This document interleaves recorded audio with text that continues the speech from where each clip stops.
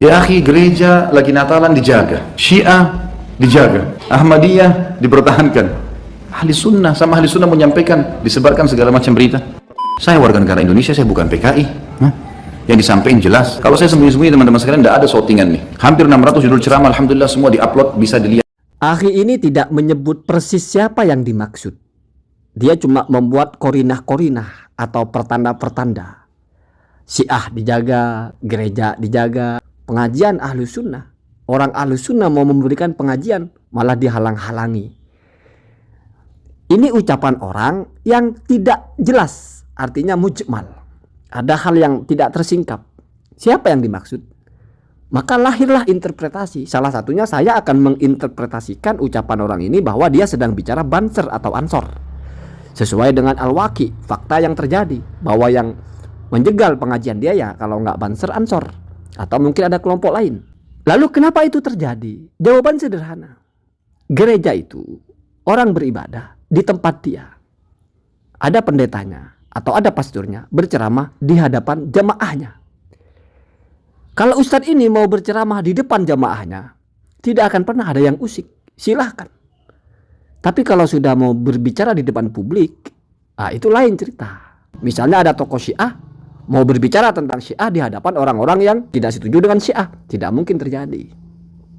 Tidak ada juga ada misalnya tokoh Ahmadiyah mau mendakwahkan ajarannya di hadapan warga NU. Itu tidak akan terjadi. Jadi dijaga itu di tempatnya masing-masing. Dan memang harus dijaga ya akhi, karena bahaya. Banyak orang-orang yang otaknya hilang, tercuci, terdoktrin dengan semangat ini jalan yang benar. Semua yang berbeda dengan kamu salah. Habiskan, hanguskan, kafir semua itu.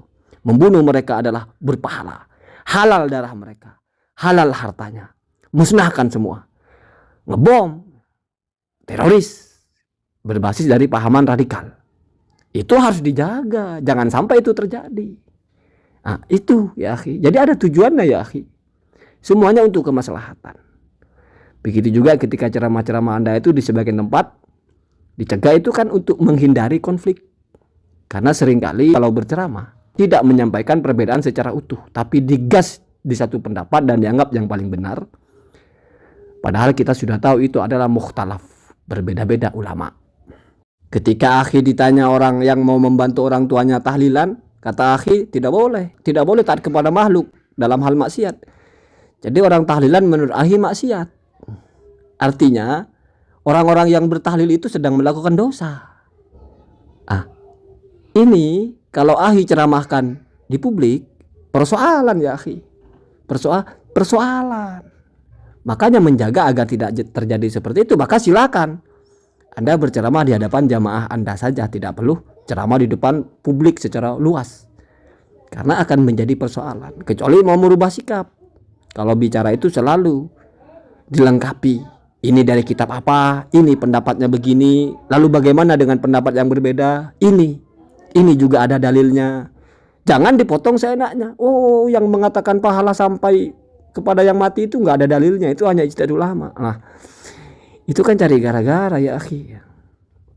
Kemudian di Indonesia itu ya akhi, setiap hari, setiap waktu, setiap minggu, setiap bulan, setiap tahun itu ada ribuan, puluhan ribu, bahkan mungkin ratusan ribu pengajian ya akhi. Yang dibubarkan oleh Banser itu berapa persen? 0,0% ya akhi. Itu pun pengajian yang kelompok Anda saja ya akhi.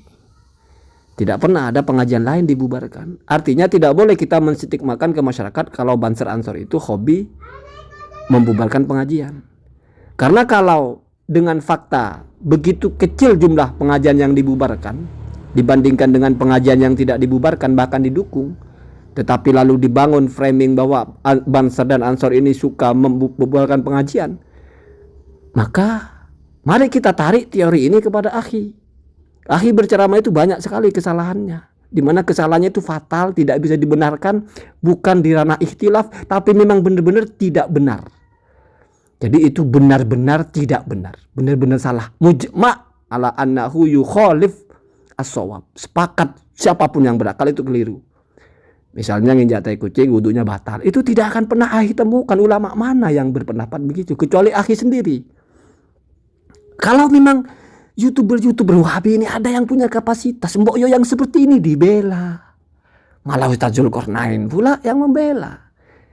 Kadang kita bertanya-tanya, YouTuber Wahabi ini hobinya ngeliping video orang aja. Manggut-manggut. Dasarnya apa kalian buat YouTube gitu loh? Di dunia dakwah tidak punya kapasitas. Di dalam tastahi, fasna masih. Kalau memang nggak ada malu ya sudah kerjakan apa yang kalian mau. Mungkin masuk akal juga itu ya. Tidak punya kapasitas, tidak bisa membela ustadznya. Ketika pun membantah ustadz lain, dicarikan clipping dari ustadz-ustadznya. Ya mungkin kapasitasnya ngedit ya, sama manggut-manggut. Jadi ngedit terus manggut-manggut, kita simak, manggut-manggut lagi. Ustadzuna, syekhuna, ya itu aja bisanya. Setelah itu manggut-manggut lagi. Ya nggak apa-apa, nggak dosa sih. Cuma di dunia ini kan bukan hanya masalah dosa nggak dosa, ada yang geli dan nggak geli juga kan. Ya, jadi begitu ya. Kesalahan-kesalahan yang dikritikkan kepada akhi itu adalah kesalahan-kesalahan yang memang tidak bisa dibela ya akhi. Berbeda kalau misalnya masalah mengatakan sholat salam kedua itu wajib, nggak ada masalah ya akhi. Itu masih mukhtalaf. Tapi kalau mengatakan tidak ada sholat qobliyah Jumat, setahu saya tidak ada dalilnya. Ya mungkin akhi tidak banyak tahu. Atau mungkin akhi juga tidak tahu kalau itu ada yang mengatakan ada. Kalau sudah tahu ada yang mengatakan ada tapi akhi anggap tidak ada, akhi berarti merasa lebih tahu yang mengatakan ada itu. Karena sudah mukhtalaf antar madhab, sudah tidak perlu akhi mengukur mana yang lebih benar. Nah, inilah kecangkeman orang-orang sekarang. Itu nggak ada dalilnya, itu dalilnya lemah. Dia tidak mengukur, yang dia nilai itu ucapan siapa. Usut punya usut, ternyata kamu ngomong itu tidak ada dalilnya, itu lemah, ikut siapa? Si Albani, atau Ibnu Qayyim, atau Ibnu Taimiyah, Jadi ternyata hanya ikut orang juga, tapi ngegas. Udah gitu mengklaim ini ikut kitab dan sunnah. Pokoknya yang tidak sama dengan ini tidak ikut kitab dan sunnah. Repot ya akhi, repot. Sampai kapanpun terus ceramah-ceramah ente akan dibubarkan ya akhi kalau begitu. Kalau tidak mau dibubarkan, lebih terbuka dengan perbedaan. Lebih jujur dalam keilmuan, tidak berdusta, tidak kecangkeman biasa mengotak-ngatik hadis, merubah-rubah, tidak biasa mengklaim bahwa yang paling benar dan yang lain salah, tidak pernah menghukumi sesuatu yang diperselisihkan ulama seolah-olah sebagai dosa yang sudah disepakati semua ulama, dianggap sebagai maksiat. La ta'ata li makhlukin fi maksiatin, itu maksiat di situ yang bukan mukhtalaf. Ada orang makan kodok, ente mau anggap itu maksiat karena melanggar perintah Allah, karena dianggap makan barang haram, itu goblok ya. Goblok luar biasa. Kenapa? Karena itu ada tatanan kajian hukumnya. Selama sudah ada ulama, ulama ini juga harus ingat-ingat ya. Jangan asal berjenggot, asal kitabnya bertonton lalu dianggap oh ini ulama. Enggak begitu ya. Sudah ada patokannya ya. Allahumma dina ada sabil.